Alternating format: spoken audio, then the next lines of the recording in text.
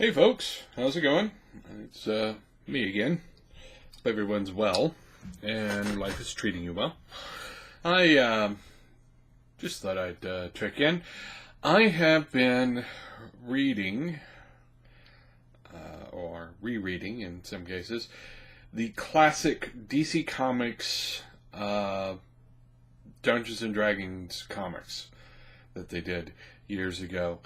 I collected the Forgotten Realms one at the time that it was new, and I did particularly enjoy it. D&D in comics, as far as that sort of fantasy, and I put Pathfinder in this category as well, is an interesting mix because you've got a team-based book. With characters that have fantastical powers or abilities. So it's very much on par with comic books. So it actually ends up being a natural fit. But I was reading the old DC ones. They did Advanced Dungeons and Dragons, Dragonlance, and Forgotten Realms, I believe. They also did a Spelljammer comic for a little bit. The two sets I picked up off of a Humble Bundle a while back, and so I have the 4 trades that IDW put out for Forgotten Realms, and the 4 trades that they put out for Advanced Dungeons and Dragons. Now they're both set in the Forgotten Realms, so I'm not sure why they had different names, but whatever. The Advanced Dungeons and Dragons one is alright. It starts out a little shaky. It's a little more humorous. And the art is hit or miss early on. It gets really good as it gets after about the first trade. It starts to get really much better. By the 3rd and 4th trade, the art is actually, I'll put it up against, most good comic book art you could name from the era. It was, well done. There were some pieces I wouldn't mind owning as like posters for the wall. I mean, they were really good. The Advanced Dungeons and Dragons one happens in Waterdeep. And one of the characters in the Forgotten Realms comic is introduced in the Advanced Dungeons and Dragons comic. And they do have another crossover later on, but for the most part, they sort of go off in their own directions. The Advanced Dungeons and Dragons one does feature a bar that the heroes hang out in until they get into trouble. It has a mysterious bartender full of secrets, which you find out those secrets relatively quickly, but I'm not going to spoil it in case you want to go read it. They've got a strong female protagonist who was a former arena fighter who escaped and became sort of a mercenary. They've got a centaur. In this context, a centaur is sort of a PC, really. They get a dwarf. They have a half-elf where the elf half was a drow, so that was fun. There's wizardry, there's magic, there's all kinds of stuff. The Forgotten Realms one, which is my favorite of the two, featured one of my favorite artists in DC Comics for a good long while, which is Rags Morales. And he's done lots of good work all the way around in both superhero comics and in this. He has a nice humorous tone to his work, but not so much so that it's all comedy. But he's got complexity and good construction. If you're a fan of comic book art, his stuff is really good. There are some panels that are a little, okay, you can tell he rushed here and there, but when he's on, he's amazing. And I really enjoyed it. And it was written by Jeff Grubb. It is off on a different side of things, the character, a paladin, a fallen paladin, mind you, is introduced from the Advanced Dungeons and Dragons comic, ends up being one of the main characters in the Forgotten Realms comic. He's trying to redeem himself and become, the hero he once was. You have a ship, which can teleport, and is being captained by a wizard from Halrua. And I've always been a fan of Halrua. I always thought that was a cool section of Forgotten Realms that I wished they had done more with. And he is going around collecting dangerous artifacts in the world. So it's got the built-in sort of adventure hook there. You got the samurai-ish type character, and she's from Karatur.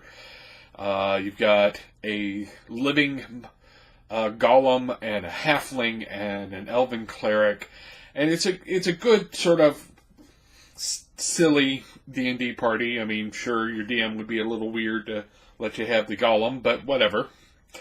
For the most part, it's a good D&D party, and they're going on mad adventures, collecting artifacts, trying to save the realms.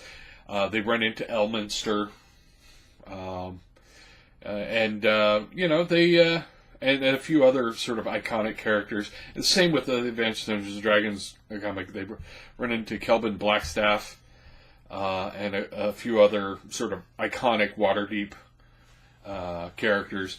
And all in all, I like the comics. The art in both of them can be a little hit or miss. It can make you kind of cringe when you see them draw some iconic monsters, and it's clear that the artist is doing his own take, but it doesn't quite mesh with what you expect of that monster.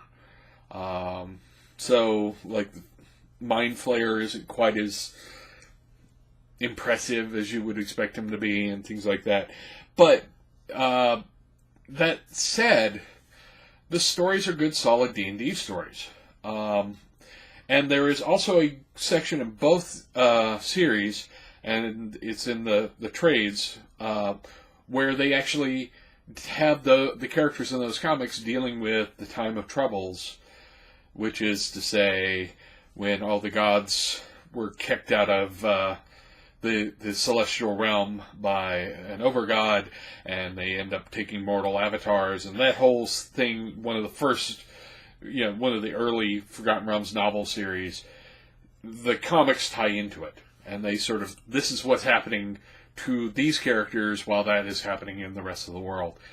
And I recommend you check it out if you can get them. The trades are not actually all that expensive. I got one of them in physical copy as well. But they're worth checking out. I think currently I am torn as to what is my favorite D&D comic. The IDW original series with the writer who was the writer for Leverage. I think his name is John Rogers. That was really well done. It was surprisingly well done. And that may take the lead, but only slightly, in my favorite D&D comics. The other one that is well worth reading, and I collected in issues. It's one of the few comics I collect in issues digitally, but collect in issues rather than waiting for trades, is Pathfinder. The Pathfinder series that Dynamite has been publishing has been surprisingly good. Yes, Pathfinder, D&D, whatever. They're more or less the same game, so I'm throwing it into the same field. The Pathfinder comic uses the iconic sort of characters that you see in all the players' guides as characters in the comic. And so you've got Marisol and all of that crew. And it's really well done. The art is solid. The characters are interestingly written, and they get to be somewhat progressive and inclusive. There are characters that are, much more inclusive than, say, the 80s D&D would have been. And I'm pleased by that. I will toss in an extra... Oh, by the way, you should check this out. They do Pathfinder audio dramas as well, like radio shows from Big Finish. And they're also very good, using the same characters. So, if you like that particular comic, you might go check out the radio show. But the classic DC comics, that I really enjoy them. They are a little dated for me, but the art is so good.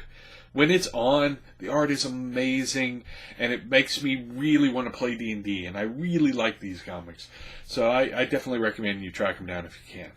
Anyway, that's my ramble tonight. I went a little longer than the last couple of times, so I will talk to you later. Subscribe, like, share with people, go support the Patreon. I got my first patron, which means he's the only one that gets a vote next month as to something I will review. So there's that. But if you're interested, go check out the Patreon and kick in if you can. If you can't, it's cool. I'm going to keep doing this. It's not a big deal. So anyway, talk to you guys later. See ya.